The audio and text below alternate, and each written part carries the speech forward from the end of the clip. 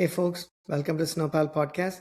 Our guest today is Benjamin Stover. Benjamin is the Chief Commercial Officer at AI MedConsult, a US-based AI company transforming patient engagement through human-centered scalable AI solutions. Thanks, Krish. Benjamin, Appreciate thanks you for having taking me. the time to chat. Before we get started, do you want to give a quick introduction Sure. about yourself and your Happy company to. So, to our AI audience? MedConsult, we've built an artificial intelligence-powered patient engagement platform. So it's a series of different products that we've put together into a SaaS-based platform that helps specifically at this point aesthetic surgery practices capture more revenue with less effort. So there's a number of different ways that we've done that. But the key way is really our flagship, which is our AI consult tool, which really helps walk a patient through a full-blown guided consult, helping them discover what are the right procedures for them, what are they interested in, what are their goals, and how does that map to what the provider can actually offer. Okay, thank you. I just pulled it up quickly here so folks can definitely, give that a look. So at this point, we can get into the topics that we want to talk about here. Two items, right? How to build AI products that actually deliver business value, and then AI's role in linking data, teams, and technology, right? So those two, I think I have an interest in learning about both those from you, Ben. So let's get started perhaps with the first one. How to build AI products that actually deliver business value. I think I know what that means, but can we take the converse of what that means and perhaps start the conversation there? In other words, building AI products that perhaps don't necessarily deliver business value. Most products out there are trying to provide value in one way or another. So the title might be a bit of a misnomer, but I think it's really how much value can you provide versus the cost of your product. So I think there's a big push for AI across the board, whether it's from Googling now to specialist AIs, what we've built here. Really, the big, I think, difference for me are the generalists versus the specialists. So you've got ChatGPT, you've got Grok and Gemini and all those really fantastic general AI models. And then you've got companies that are building AI specialists to do specific tasks exceptionally well. I think value starts with that. It starts with identifying, what are the ultimate needs and goals of the product or service or the customer base, whatever you're trying to accomplish, and really seeing how can I leverage AI to build that. The word AI is becoming prolific. I don't know if you're much into interoperability. I assume as an API-based company, that's probably a word that's big for you. In a former life, I ran a small business for Philips Healthcare, and it was our interoperability business. And I always used to say that interoperability is a very broad term. It's misused, it's overused, it's misunderstood. I think AI is kind of going to that same type of arena right now. I like to tell people artificial intelligence is almost becoming synonymous as like saying, do you have an employee? All right, that's great to say you have an employee. What are they doing? What are they helping with? What are they working on? So I think it starts really with identifying where are the areas that I can accelerate, where are the areas that I can help use AI not to replace people, but how to get more done with the resources you already have, including the people you already have, as a force multiplier. That's really the way that I think using AI to create high impact, high value solutions should be done. Okay, thank you for that. And if you hear some clicks here, it's just me grabbing notes as quickly as I can. So you said a few different things there. Let's unpack that one by one. You said the generalist versus the specialist, right? And you did give some examples of, most people I talk to, or I'm sure that you talk to, Ben, use AI in some way, form, or shape, right? So we live in a time and age where it's not so much a second and afterthought. It's very much part and parcel of what we are beginning to do.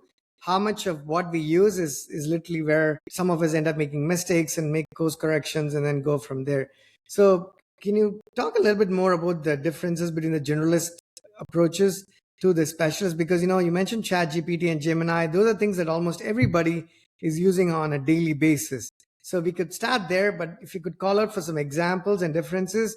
And when it comes to the specialist mention that you made there, you could take your product as an example as well. So it all depends. It's very context based, but I think for me, one of the easiest delineations of whether it's what I would call a generalist AI versus a specialist comes down to the knowledge library that the AI is pulling from. So you look at Grok as an example. I'm a big fan of theirs. I go back and forth between using that, their latest, greatest version versus GPT's latest, greatest version. their knowledge library is massive. It's pulling data from the internet. It has access to the internet. It can do Google searches for you. It can do all kinds of things. It's a huge knowledge library, and it's getting better and better at reducing the rate of hallucinations. But that still happens way more than I'm comfortable with. More and more, I find that I have to ask even the best models out there, the generalist models, these market leading ones. I have to ask the questions in a few different ways to ensure that it's really giving me responses from a source that I personally would find, as an authority on that topic. The generalist AIs, they're pulling everywhere from WebMD to Reddit to blogs and everything in between. They are trying to push more and more towards, high quality, third party validated sources, but that's not always going to happen. So I think it's important to ask the AI, your generalist AI, whether it's GPT or Gemini or Grok or whoever you like to use, ask it for sources.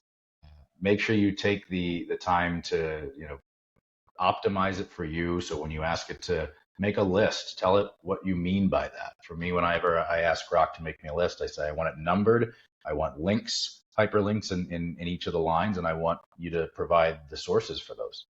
And so that's sort of the big difference, I think, between a generalist AI. A specialist, like what we've built, is sometimes referred to as a closed loop knowledge base. So it's a knowledge library or a set of data points that the AI has been trained on that is not connected to the broader world. It's specific to some purposes. There is some interesting overlap you can benefit from, and we do this ourselves as well. OpenAI is fantastic at offering free access to their back-end models, right? So we're able to kind of tap into what I would call as a non-technical person, or not as technical person, tapping into the conversational ability of the latest models that OpenAI puts out, but using that within our specific knowledge library base. So we're getting better at conversation and all those kind of things, but we're able to stick to specifically the knowledge library that we've built. And we also have a bit of a secret sauce for how we go even deeper, so that each of our customers, each of the practices that work with us, get a bespoke version of the AI for themselves. So we're within less than a week, we're able to train it on absolutely every procedure they do, the price points for those. If there's specific, a lot of providers have specific preferences for the type of equipment they use, specific lasers or types of injectables. We're able to train it on those specific nuances very, very rapidly, so that for the patients and for the customer that we serve, they really feel like this is an AI built for them by them. So that's some of the bigger differences, I think, between generalists and specialists. You made some great points there, ending with personalization there. So let's go through some of them to the extent that I've been able to make notes here, right? So, and maybe I'll ask for some examples as well. You can share to the extent that you can on the product that you own, that your business owns, or you can have a generalized answer as well. It's entirely up to you. So let's say, in no particular order, I'm just trying to digest everything that you said there. I'm going to ask you a bunch of random things. And again, feel free to chime in and interrupt me as well. Your product base, right? What your existing solution, Ben, at the 30,000 foot level, is that something you could have built, like say 2-3 years ago without AI, or does it fundamentally hinge on AI being available as a technology to get stuff done? So the solution we've built itself is an AI solution. However, we also separately leverage AI to build that and to train that AI. So I think there's two parts to your question. I think, yes, technically it is feasible. We did in fact build it 2 years ago. We started that journey at least. But we also are tapped into some pretty cutting edge AI engineers that are a part of our team and that are able to really have done what we did. But it absolutely accelerates that curve. Think in terms of either feature updates or knowledge base updates. When we're doing all of our development work for the software around our AI, right, we've got sort of our own backend, and we've got our customer facing components of the AI that we do all kinds of development work and feature updates on. We can push out new features. I've seen coding happen within the matter of 30-40 minutes that probably would have taken a developer a day and a half to do without AI. And all of the QA and dev testing that happens after that, using AI to do that instead of having to have a team of 4 or 5 people, pressure test the tech. It's unbelievable how fast you can push out new products if you're using AI in the right way in-house, behind the curtain, let alone what you're doing, for your actual value proposition. Okay, so two parts to what you said there, right? So there is a customer facing interface that you have, that your customers, patients, and your providers interact with, and you have your team building software for you to cater to those customers.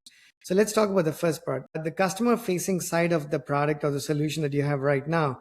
How much of that is AI driven, meaning when a customer is interacting with the product or the interface, are they interacting with a chat GPT like interface wherein they actually know and understand that this is an application that has been built very recently with that sort of user interface in mind? Or is that transparent to the end user, meaning they are interacting with it like they have done it in the past, but it's just how you do in the back end that you've changed the ways to actually building this to make it more efficient? The way that our customers, which would be patients in this, in this realm, would interface with our AI, it might feel somewhat similar to how they would a chat GPT for certain elements of our product. We do have a chat-based element that gets embedded in our customers' websites and in their social media platforms. But it goes a step further beyond that. It also has a visual representation, a whole guided tour, so to speak, of different parts of the body. Where are you interested in, having some sort of a procedure done? What are your goals? So there's a visual element to walking them through that as well. And we've recently launched a voice version of it. So it's basically an AI powered patient engagement coordinator type role that can man the phones 24/7. And that has the same depth of knowledge base. And really its goal is to engage with the patients, answer their questions, move them forward, help them understand and identify their goals, and then get them into the practice, right? Get them in and get a really qualified patient who knows what they want and is qualified for the price points and the procedures and everything that they need to be qualified for to even move forward before any human has even had to touch that. So it's a little bit of both. Our AI doesn't try to hide that it's AI. It'll call itself whatever you want. If you had one, you might call yours Krish or Blake or whatever, the practice wants to call them, and we can voice clone as well. So it can sound however you want, but it's not going to intentionally throw somebody off and say that's a real person. It will not volunteer it, but it's not going to hide it if you ask. Okay. And then from what I understand, you have a B2B solution. Correct. That you're selling it to other businesses, and then they have their own end users essentially, right? That's the integration.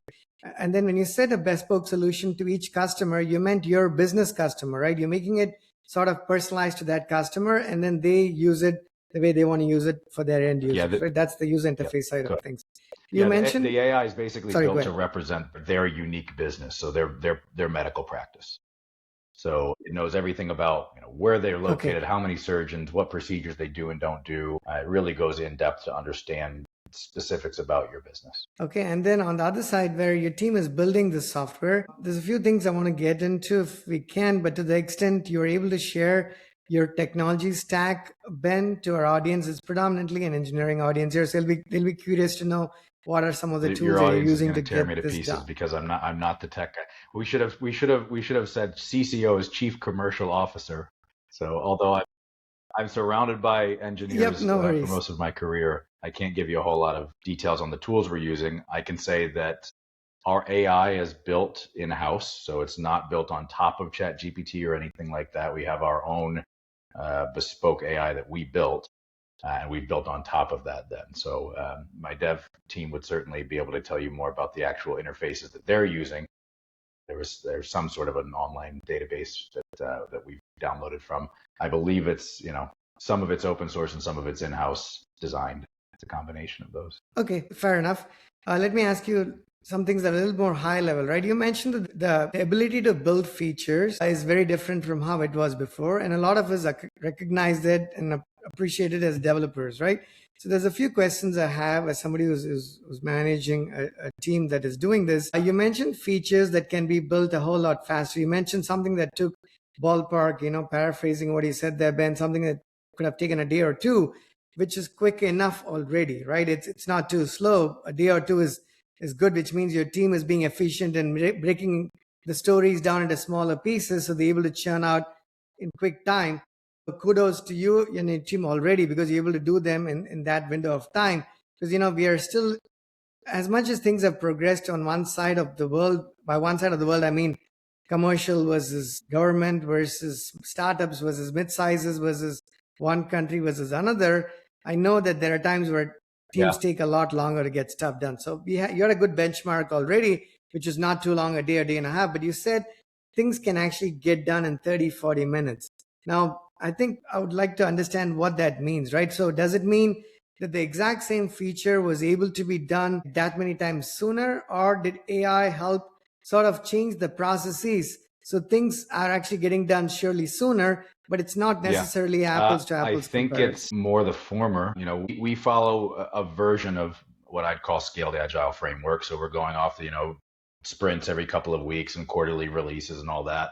That's in theory what we do. But one of my co-founders is an absolute machine, and and the way that he works and the way he runs our development team, they're pushing out features every week. It's so part of it is a philosophical culture that the rest of our leadership team has built, the product leadership team, and he's built and sold a number of tech companies. He ran $1 billion business for Cisco System back in the 90s and early 2000s when they were really hitting their stride.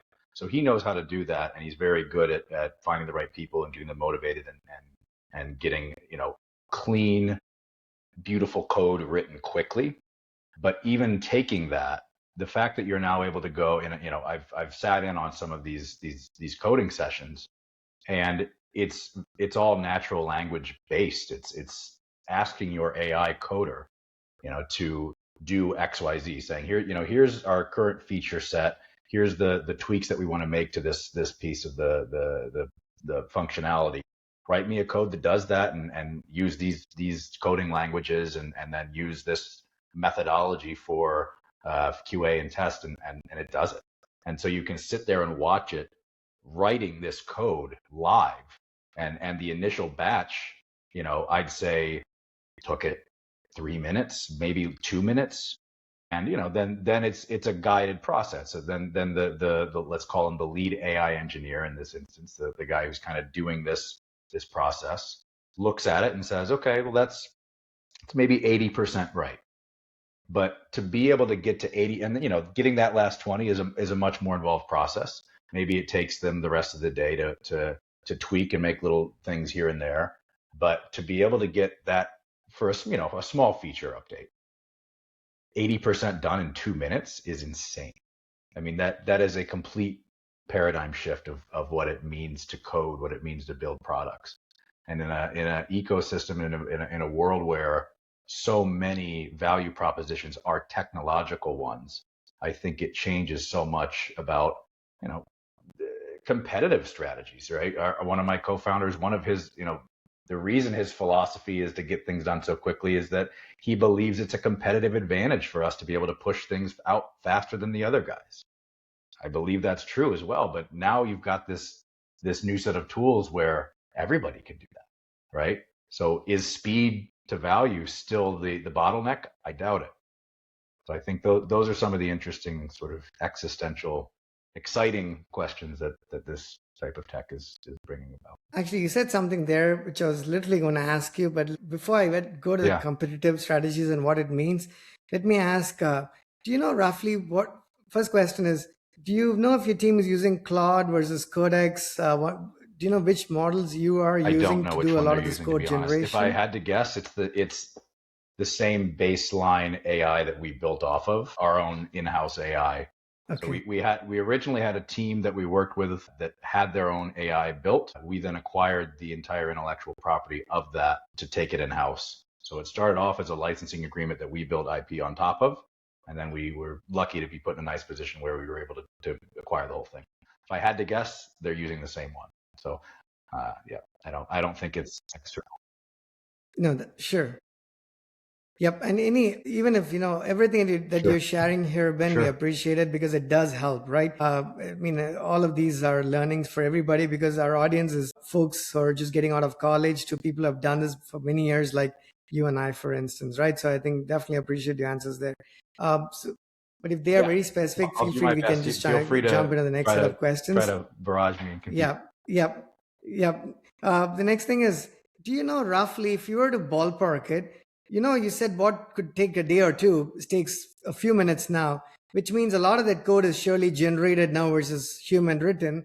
That being said, right, what would the number be? It's an exciting number because different people say different numbers, and it doesn't have to be precise. Would you say what percentage of your code today would you say is actually generated versus written by humans? I don't know the exact number, but I think what I will pose. If I said 90%, would you say, Krish, that's preposterous? No, I don't think it's preposterous. Or do you think that's but I think what I would position also is more of a philosophical debate back is what's the difference between, obviously you doing it outright is one thing, right? You sitting there and writing it soup to nuts, that's one thing. But there is an art to this natural language based AI led coding where it's very much the individual facilitating the objectives, the end goals, what has to happen, and then coming back in and reviewing how the AI responds. So it's kind of like saying, what's the difference between you using a screwdriver versus a power drill, right? What percentage of that is you versus the tool? I think it's all on how you use it and what you're trying to accomplish. So I'm circumventing your question a little bit because I don't have the exact answer. No, that's fine. No, I think you told me, you gave me a good idea there. You gave me a good idea. Let me give you context to why I'm asking that, right? I promise you, it was not just pulled out of thin air, but here's why I'm asking you, because as we build more software at Snowpal ourselves, Ben, and as I talk to more people like you who are business owners and leaders who are building software, there are a number of differences between there are differences in what people tell me, but more than the differences, the commonalities in what people have been telling me has become bigger and broader. Like if I ask the same set of questions, I mean, I don't have a prepared set of questions. It's based on what the conversation is about. But that being said, if I hypothetically ask the same set of questions a year ago versus now, I can tell you that the answers are becoming more normalized, if you will, right? The answers were very different a year ago, but not so much, which tells me that the community is marching ahead in unison to a large extent, right? We might be building different solutions,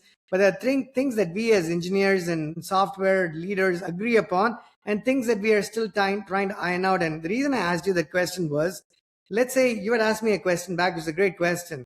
What is the difference, right, between, let's say I have an agent write the code for me versus Krish having written the code? I'm sure there's a number of differences, but here's the one I want to focus on and ask your thoughts on, right? I talked to a founder, more than one actually recently, who had never written code, right? They were not programmers. They actually never hired a programmer, like at least a full-time programmer out of college, but they were able to build something, not just go up to prototyping, which a lot of people have been able to do, but there are people who have gone all the way through to production without actually hiring a full-time software developer and not being an engineering founder themselves.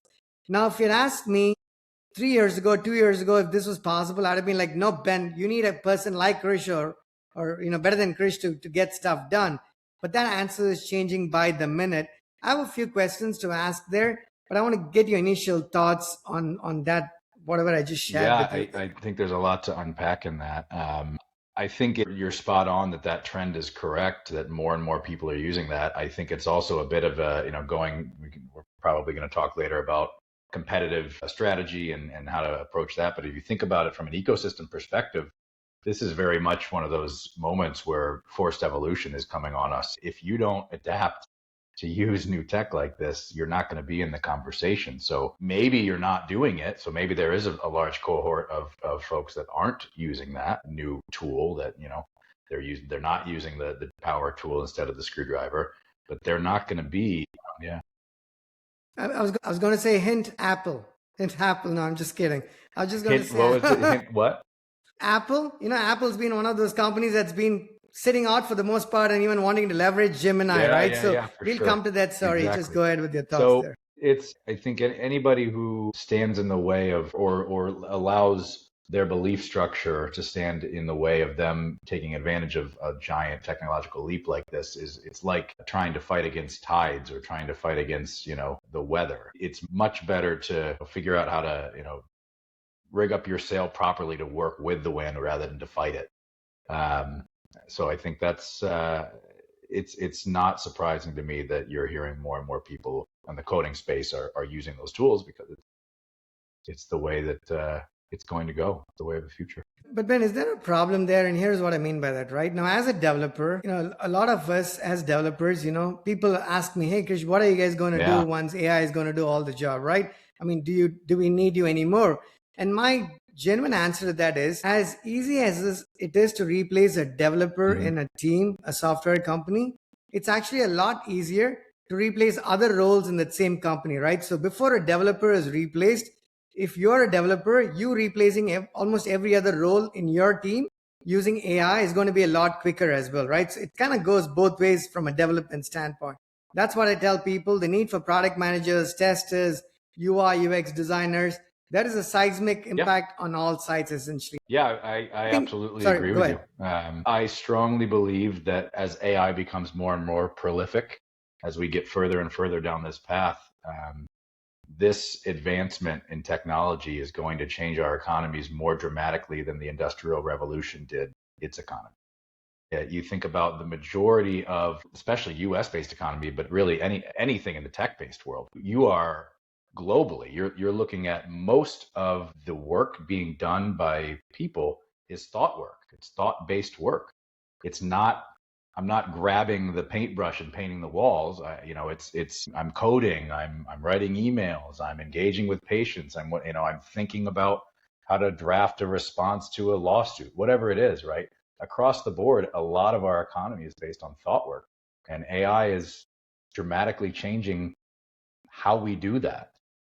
So I don't know. I guess that's perhaps what some people refer to as a singularity, is after that point when it becomes so prolific that we aren't as necessary for most of the tasks. What does that do to our economy? I have no idea. I'm an optimist. I'm a realist and an optimist. So I sit a little bit on that side. I think there have been many, many technological advances in human history. This is going to be the next one. It's going to be huge, and it's going to change the way our economies work. So I don't know what that looks like, but that's my basic prediction. And I think you're not too far off from what I'm hearing from almost everybody. But let's say, more people are able to build software now. You don't have to be a developer. You don't need a lot of money. You don't need a lot of the skills, which is great on one side because more software is going to be built. No questions asked.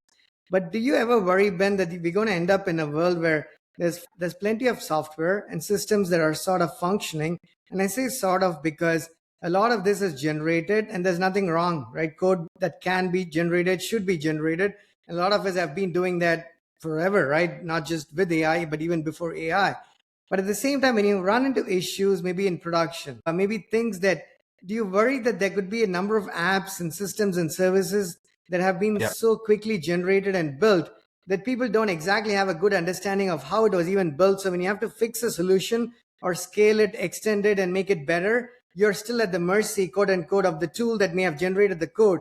Now we are beginning to stop thinking as humans, and our intellect is actually not playing a role here. Does that cause any concern for you? It doesn't keep me up at night, but it's certainly, there's I think a trend some version of that will occur, right?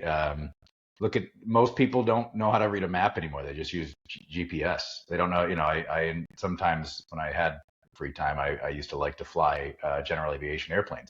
You use a process called dead reckoning, which is how you identify where you're moving on a map based on real world milestones that you see out of the window of the airplane. Most people can't think about using a map anymore. They're just at the GPS. Did that make us weaker as people? I don't know. We get places more accurately, more quickly, and we're able to identify traffic issues ahead of time because we don't have to see the traffic. We're able to avoid those. So there are trade-offs. I think it's a trade-off. You could look at the internet as a whole. People don't visit libraries and read books as much anymore. I think I personally still like to read books. I think for the way I learn, the way I like to achieve synthesis, it's easier for me to do that with books and audiobooks. But there's also an argument to be said of whether or not rote memorization is even that important anymore versus focusing more cognitive ability on critical thinking and what do you actually do with data. So do you need to, like a physician, for instance, most physicians, a lot of what they do is memorizing tons and tons and tons of information. And then they're using that information to make the right call in a medical situation, right? That's what a huge chunk of their training comes down to. A lot of friends and colleagues are physicians.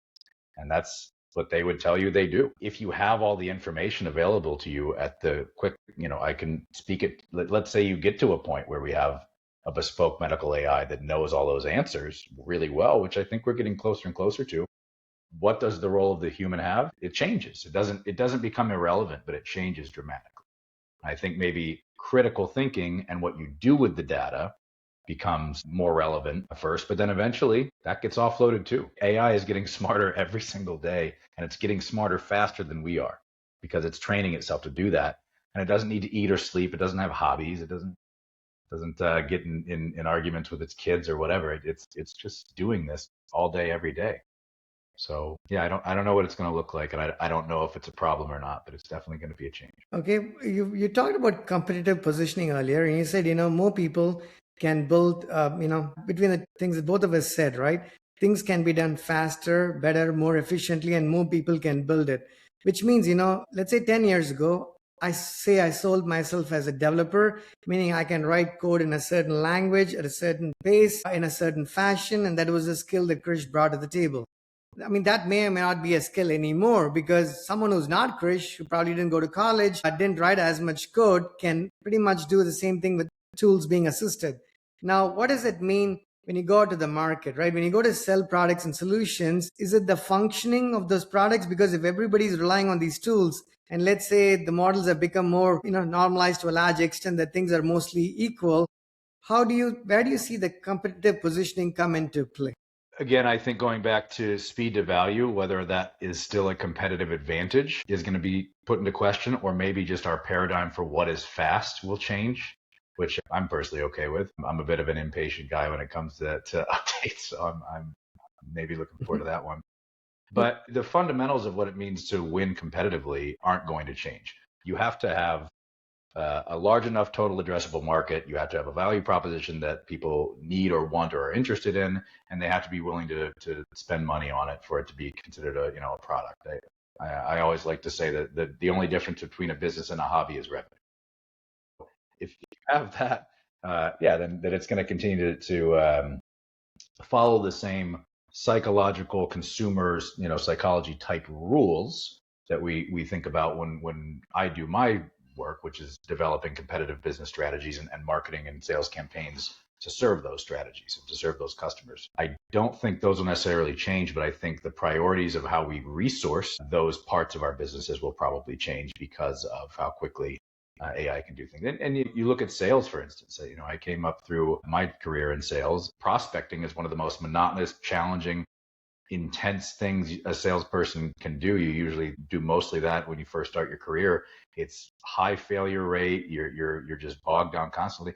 More and more, there are companies out there that are building AI prospecting engines that do a lot of that for you. So what does that mean? I mean, there's entire roles, the entire entry level of and even beyond that. There's people who, from a career perspective, get incredibly good at that. And they do that their whole career, and they make great money doing it. So whether you're at the entry level getting in, or you're that person that really knows how to build pipeline consistently in your career, that's going to change at some point. I don't know when. I don't know if it's next year, or next 5 years, or next 10 years, but probably it's going to happen faster than we think it does. So that will shake up, I think, how we look at capital allocation and resource planning from a strategic perspective to win customers. But the end goal is never going to change. You're going to win customers. And only so many value propositions can exist in one ecosystem, unless you want to just have hyper lean businesses where it might have taken you 50 people to address a market of a couple million customers. Maybe now you can build, you won't get a couple million customers because there's so many more competitors in your space, but maybe you only need 2 or 3 people to run that business now. So maybe it enables a more robust, a broader ecosystem of competitors, but with much smaller companies. So sort of triggering a lot more entrepreneurship. That's a possibility, but I don't know. A lot of the old tried and true competitive strategy models, like if you look at Boston Consulting Group and what Bruce Henderson did a lot of writing on, they had what they called the law of 3 and 4 that basically said that almost every market reaches equilibrium with approximately 4 main players, 3 main players. And then the market share is split up in a sequential way across those, with the main market leader getting most of it, and then the smallest one having about a quarter of that market leader's market share. So that dynamic 40, 50 years has remained relatively accurate for the most part in most markets and most global industries. Maybe that changes. I don't know. So it'll definitely shake things up. A lot of great points there. Sure. Let's shift gears, if you will, to playing the devil's advocates for a bit. Both of us are in the business of building software. Now, I'm pretty sure from the sound of it, a lot of what you say I agree with, and perhaps it's the same when it comes to engineering, being more efficient and using AI. And I want to make it a little bit more difficult, if you will, Ben, and say the opposite of what we've been talking about so far. And I'll give you some examples personally as well.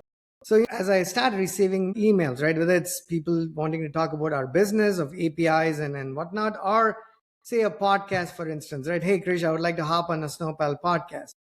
6 months ago, the message was very personalized because I could tell a human was writing it, right?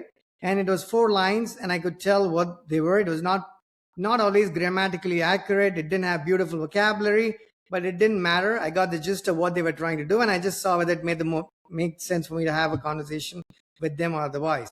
What's happened in the last 6 months? All messages have become almost equal. They all have been generated. I can guarantee that there's probably none of them are actually being written. I can tell, right? I know it's like how many lines it's generally going to be, what the tone is going to be. And I'm not necessarily convinced that it was one thing, it was not human written, but two, I just take it with a grain of salt, if you will, right? And then I do my own due diligence. That's one thing to keep in mind. Let me take another example. When I'm talking to, I don't know whether it's AT&T or some company where you're doing customer service, be it even the platform we're recording this podcast on, it's usually a number of questions. If I run into an issue with the video or the audio or the recording or the lip sync not working and whatnot, a technical issue, I have to go through a number of questions. Sure, AI, an agent there is asking me a bunch of questions. And, as personalized as it's trying to be, it's pretty mundane. And I know, and I keep saying, get me a human. And I say it 3 times and I get the human there, right? Now it's surely efficient for the company to do the filtering because they can hire fewer people. They can hire fewer people perhaps in the country. You don't have to be English speaking or anything like that, maybe, right? So it's probably you can go with economies of scale, go to different parts of the world, South Asia, Southeast Asia, and whatnot. So I can see why the companies are doing that. But that does not necessarily translate into better customer service for me, because when I go complain about the lip sync not working, if I get to the human customer service, not that they can resolve the problem in the first go, but I'm a little bit closer to solving the problem. Us going through press 1, press 2, press 3, a version of that, get me a human, is not boding for great customer service. And I'm going to come to Bill's applications and everything from there on. But I want to ask you, is there an undeniable negative side? It's not hunky-dory and all roses and everything when we talk I think AI it and depends. improvements? The latter example you gave, I think is really also my experience with.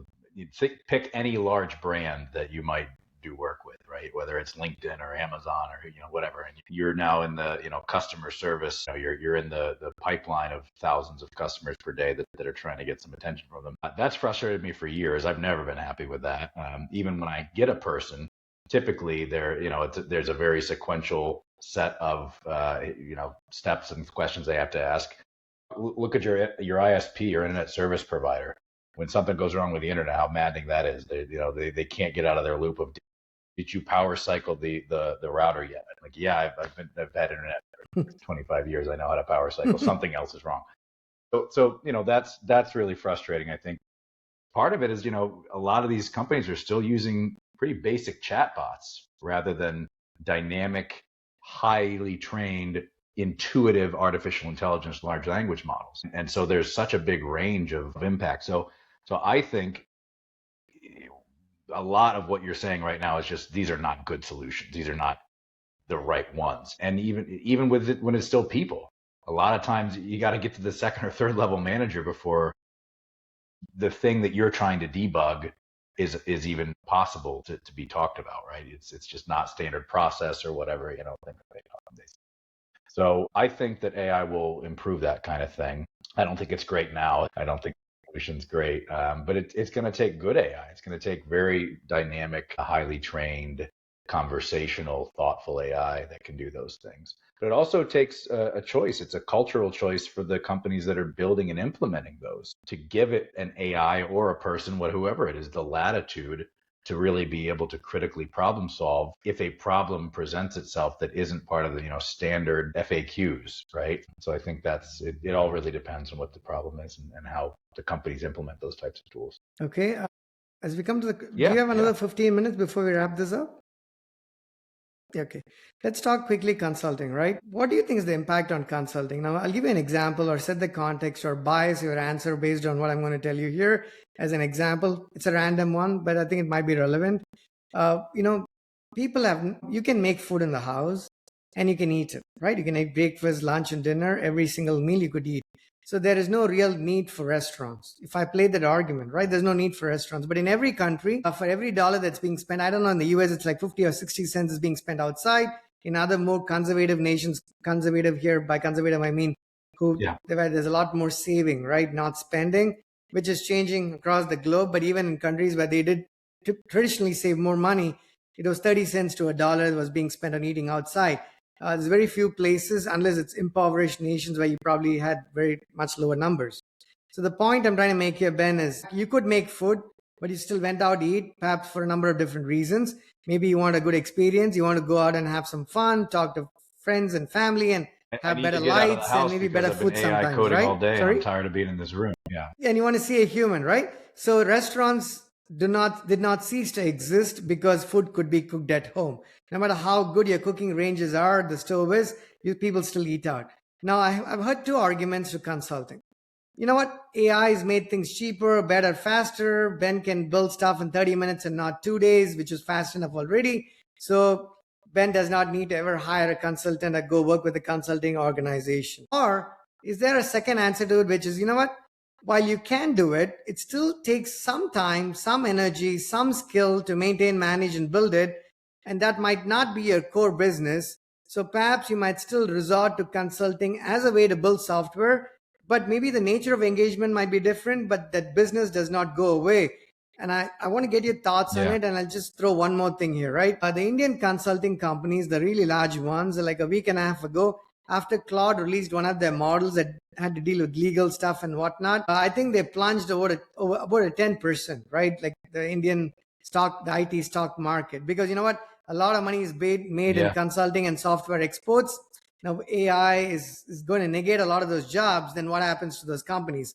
So I've thrown you some data, some accurate, perhaps some not so accurate. I want to get your thoughts on consulting as a business. Do you see it gone? Do you see it exist? What are your thoughts? Actively listen here to make sure I understand what you're asking, because consulting is another one of those words like interoperability or AI. It can mean a lot of different things. So when you say consulting, are you saying staff aug type consulting work? Yeah, managed services. So, same story. It's that is a sign, I think, of one of the things that I mentioned that will happen earlier, is that our economies are going to change in dramatic ways because of the efficiencies of AI. I don't know the answer to your question. To me, that is kind of the singularity. Does that mean that consulting is that type of staff aug kind of consulting is now irrelevant? No, not yet. Maybe it will be someday, but who knows, right? I still go to work with people, right? I still want to find the coder who's using AI to do the tools to be more efficient, to get things done faster, right? But I'm still interfacing with a person. So I think it doesn't negate or change the relevance of the value proposition, but it could change how many people are required to serve X number of customers for that same value proposition. So you either have to innovate and find ways to do more with those people, or you're going to need eventually less resources to do the same thing. Now, I don't know with the instance that you mentioned, if that was a panic move or if that was a necessary move. It sounded a little bit like a panic move to me. But it's absolutely going to change the way we think about capital and resource allocations, in particular human capital. For us, our team, I mean, I've built sales teams, for instance, and our product management development teams are about the size, maybe slightly smaller than what I was used to maybe 10 years ago. And we are getting a lot more done, but I still need those people, right? So I think it all really depends. I'm not sure. what it looks like. What do you think is the composition of it? Well, how does the composition of an engineering team look like today compared to like maybe a couple of years ago? Like, let's say you had 3 developers, a tester, a DevOps engineer, a part-time product manager, a part-time a scrum master, your typical SDLC-ish roles that, you needed to get ship software out to the real world. How do you see that composition change? Are you seeing some roles completely disappear already? Are you seeing new roles come into play? How there are you? Some new roles. What is so the like experience there? Being able to, let's say it was SQL or Ruby on Rails, whatever. Like there were coders that were developers that were learning specific languages, getting good at specific things. Some of that's, maybe going to consolidate, I think. But, AI engineers, people that can actually build AI and tweak it and do what you have to do with it, that's becoming a more common thing. We have some awesome in-house developers, but they don't have experience building an AI. So it's, finding other resources who do that is what we've had to do. But I think there will be a consolidation of roles. Like, again, AI to me is a force multiplier. And if you just apply it specifically to the development world, the coding world, I think it means that one person is able to wear more hats more efficiently and get more done than they would have in the past. Okay. So say Krish is a developer, say 20 years of engineering experience. Krish can use Claude and Codex and Copilot and all of that like anybody else as well, right? I'm talking in third person just because I don't think about a new name here.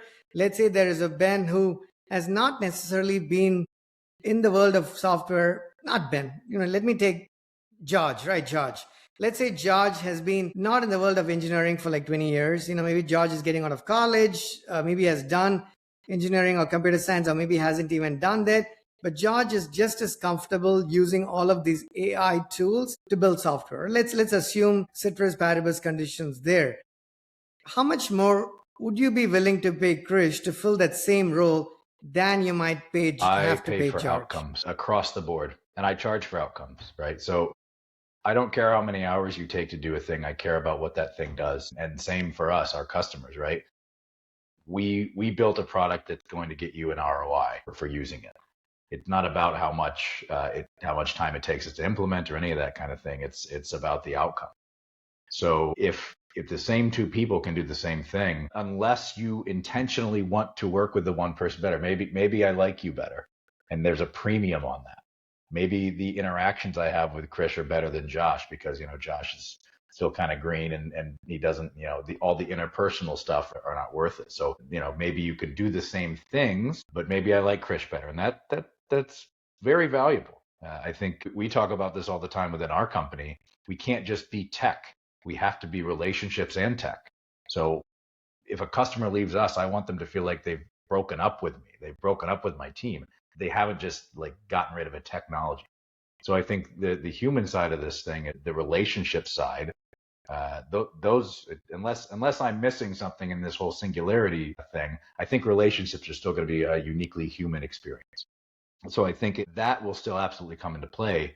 We work with whom we want to work with, whom we like, who we feel similar to. So I think you've got that going for you. But I would also say that just like in any trade, you think about any sort of skilled trade. My father was an aircraft mechanic, so I'll go there. You've got the younger guys that maybe have some new tools, some new techniques, and you've got the older guy that has older techniques, maybe older tools, but a lot more experience. They know how to use those tools better in different ways. I think if you can combine an experienced developer and their ability to see ahead or see around the curve of a problem, and then use that plus learning how to use these new tools of AI as good as that young green Josh, I think you're probably going to still be in a competitive advantage to win. Now, whether or not I'm going to pay you double, I don't know. Probably not. But I think it's all in how you position yourself as a resource and what else you're offering beyond just, the specific value proposition, the specific code, whatever it is that you're trying to build for that customer. Okay. Yeah, about 6 minutes ago, so I'm going to throw a bunch of questions and give you an opportunity to ask me anything as well. So if you could keep your answers as short as possible, Ben, so I can ask you the most here. So my questions are not short enough, so apologies there. So we talked about roles changing, AI making seismic impact. how does your hiring process change? In other words, 2 years ago, let's say you were looking for a Golang developer or a Python developer, you'd have had some algorithm questions that are generic and then more specific questions about Python. Today, do you care about the language that they have experience in, I don't or think is I'm the that right person to immaterial? ask that because I'm not putting together the hiring for a developer specifically. I think it's probably still relevant, but I think how I analyze someone's, how they stack up against the what I would call KARs and KPIs, key performance indicators and key areas of responsibility. I'm able to do that a lot faster with AI as the hiring person, right? So I don't know the answer to the first part of your question, but the second part, how I actually hire, has definitely gotten faster. Okay, and it doesn't have to be an engineering role. Let's say for any position, right? Are you looking for a college degree anymore? Or did you ever look for a Depends on the college degree and are role. you looking It for really one depends anymore? on the role. I mean, what would be a role that's not like a medical role where you need a certification or a lawyer there to pass the bar? Is there any role that you can think of in a software organization that actually requires or you think you might give more value to a college degree? I think I have a preference. I think I still prefer to see that, but I also think I'm operating on an old OS, right? I have an old paradigm. So maybe I don't need to, but so far I have. Okay. 4 minutes to go.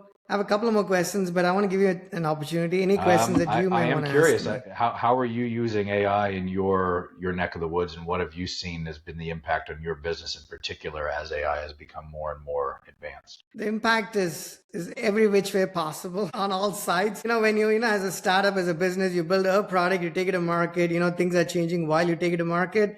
And then when you take it to Yeah, market, things have changed quite a bit already. AI is only made things, it's helped in one way or many ways, but it's also added challenges in many other ways, for instance. But here's how our thought processes have yeah, changed seismically. Our approach to building software has does not look anything like it has in the past, right? I mean, we are a company that's built a lot of products over the years, and we are small enough, so we are agile and we move things, change our ways quickly. But even having said that, anytime we do something that gives us a feel of a muscle memory. I've said this more than once on the podcast, but I tell again here, it freaks me out, right?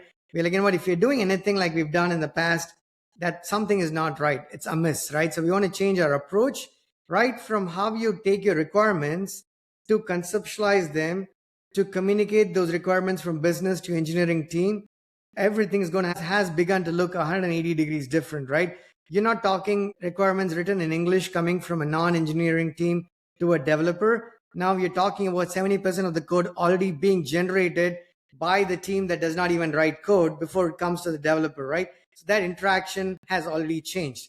And that's the very starting point. And if that has changed, so the developer gets 70% of the code, whether it's good, bad, or ugly, at least you don't have to look at documents which none of us want to look at. You're looking at functioning code. You have a place to start. But the downsides being all of this code is generated, which again, if you want to fix bugs and you're contributing to that code base as well. So being able to tell the separation between human written code and generated code is actually key to maintaining software. I don't know if all the teams have figured that out, and I can see where there could be pitfalls there. So it's the fine balance of how you can do things better. So you're building software like you should be doing it in 2026. At the same time, how do you not stop thinking? Because, part of your competitive advantage is the intellect that each of us is born with, right? In the interest of AI and Claude and Codex, what I think each of us personally, I don't want to lose is whether I'm smart or not smart is a topic for another day, right? But whatever that intelligence is, I want to make sure I can continue to use all of it and don't delegate some of it to a tool or an agent, because now I'm already given up hope thinking the agent is better than me in every which way possible. While in some cases it could be true, I'm not generally that convinced is that fair. Yeah. it's the truth in all cases, right? At least that, yeah. Hopefully some No, it part of did. that I'll ramble made some one sense there. follow Yeah. up kind of question to that. If you were to compare the experience of what it's like to do all that, everything that you've said about, writing code now and seeing what's AI generated versus human generated, do you feel a sense that more and more the type of work you do is more like sculpting than it is working with clay, meaning it's more about a removing process? It's like, okay, you've started with this thing. I don't like this part. That's garbage, whatever. Getting rid of that thing that was there versus from the ground up, taking a mold and trying to build it into something? Is that the way you've? You asked me a very difficult question. It's a brilliant question. I'm going to answer it to the best of my ability. And the best of my ability means the truth, literally, as I know it, right? That doesn't mean it's the right answer. Yeah. It's just my answer with my experience. Now, part of it is exactly what you said there, right? I'm never going to paraphrase what you said and say it better than you did, Ben. So I'm going to say the first part of what you said, sculpting, spot on. That is what it is the case, or at least that's the aim and the intention. But here is the problem. I'll tell you where the problem is. Now, we've come to a point where, again, with calculators, right? Years ago, I grew up learning mental math. So a lot of my thought process now is I don't rely on a calculator to tell me what is 1.37% of $445, right? I don't get the exact number, but the ballpark, I feel like it's going to take me longer to rely on the calculator than I could do it myself, Okay. right? So keep that in mind for a second, and I'll give you this answer. Now, when you start sculpting and relying on all of these tools to building it, imagine a team of 6 developers using one set of models or different set of models, because developers have varying preferences, right? We never agree on something Right. unless it's pushed top down from management, right? You got to use this tool, and then you're unhappy and you're complaining, right? So there's no win-win here. So let's say you're using a bunch of models and tools and IDEs to help you write your code. Now, you're going to have AI agents make sure that the code that's being committed is consistent, right? It's got these lint checks and whatnot. Now, there are things that need to happen. Then ultimately, there's a code that becomes production quality, and then you make some tweaks and adjustments, and you're doing prompt engineering all along, right? Create something, make it better, tweak it, make it better, and the model gets better at understanding you. You get better at understanding how to use it. So on paper, it looks like it's a perfect world. But I think there is a problem here.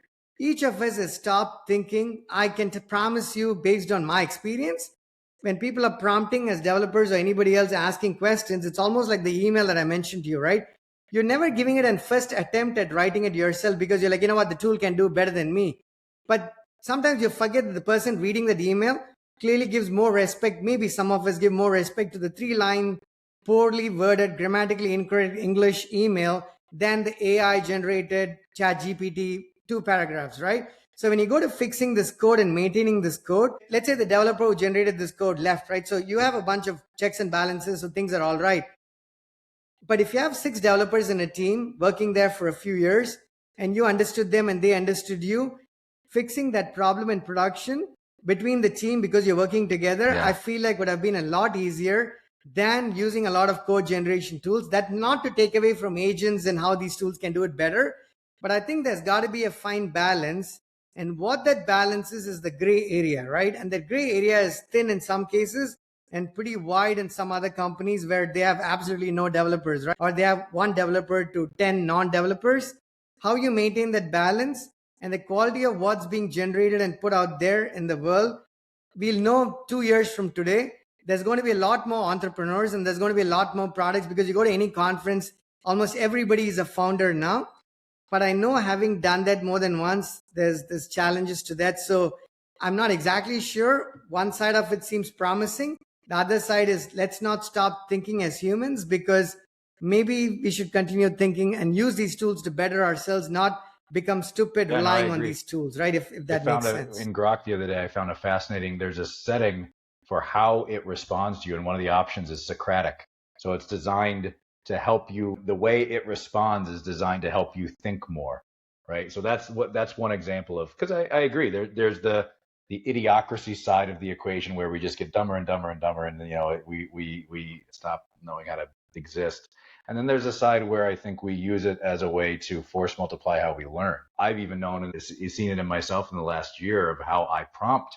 I've gotten better at asking questions, and that translates to questions of people. It's helped me be more clear and concise in how I draft a question, and that gives me a much better outcome on the AI's response. Same as with a human. If I've been more thoughtful about generating there's a whole book about this called A More Beautiful Question. I think if you get better and better at doing that, there's a lot of wonderful things that happen from it. So that's one side of the coin. I hope that's the side that we stay on, or that most people gravitate towards. But there is certainly the other. I'll just add one more thing to what you said, right? A completely parallel example, if you will.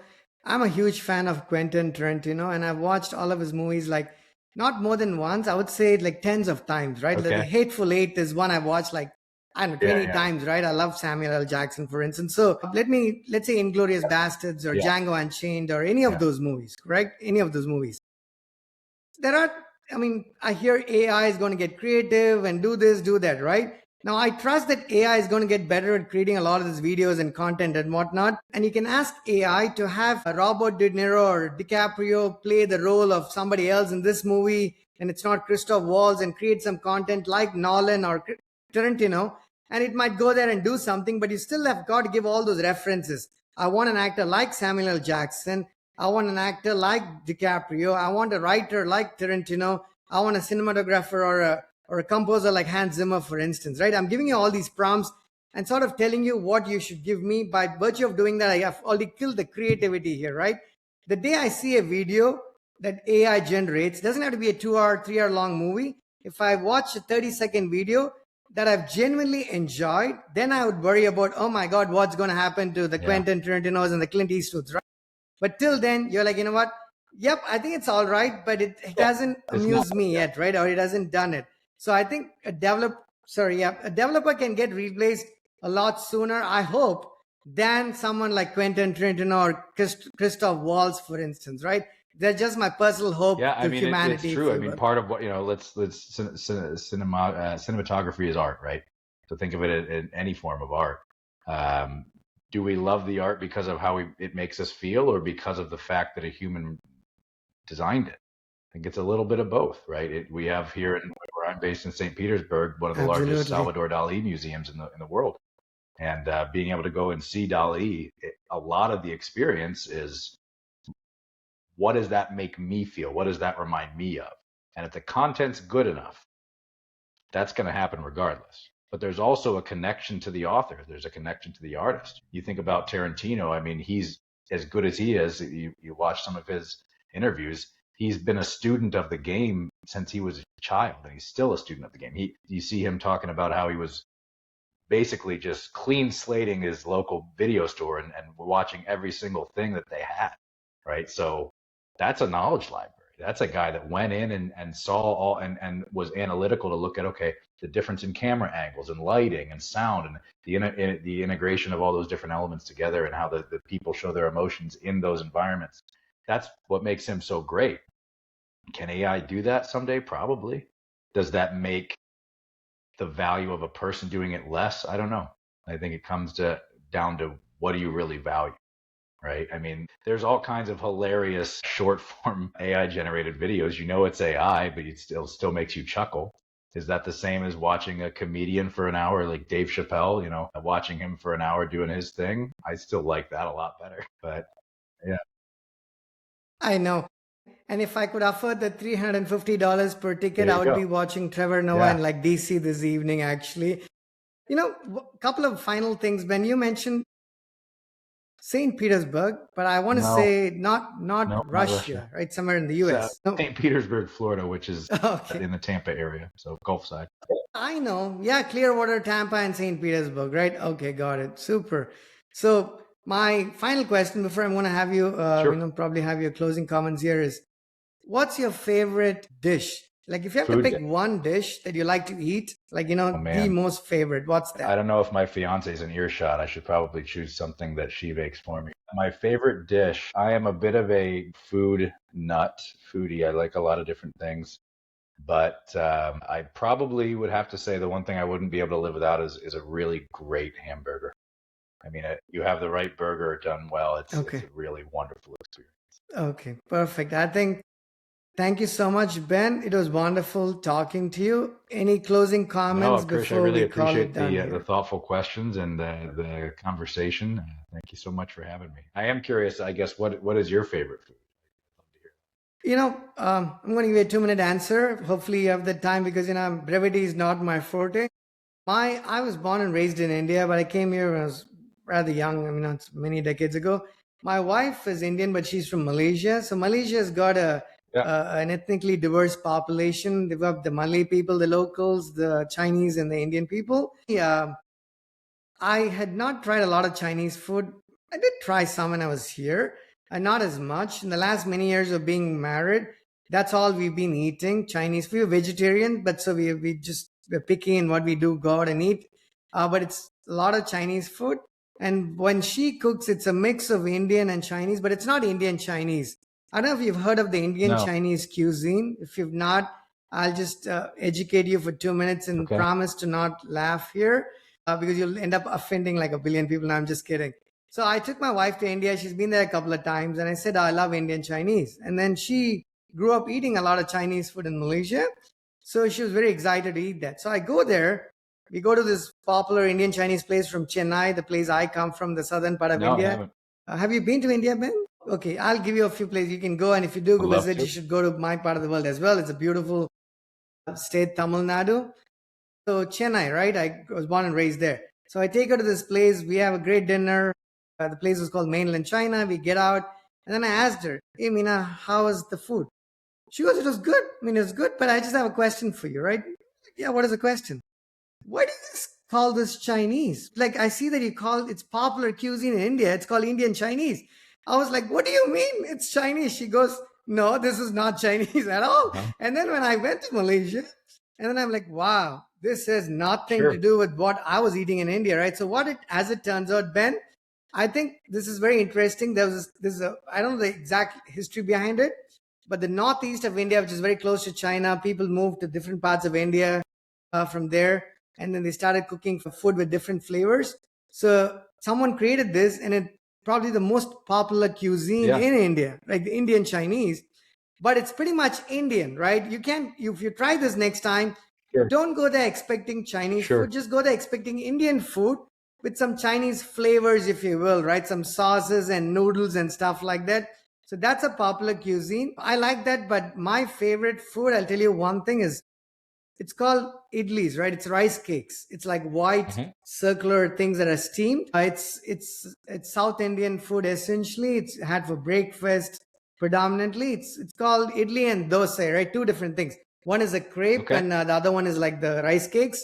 And you eat that with a lot of different Indian chutneys, right? Like, you can get the spicy ones or the non-spicy ones. Yeah, if a lot of the Indian restaurants that you're generally going to here happen to be like North Indian restaurants, but India is a very diverse country with food that's completely different between from one state to the other.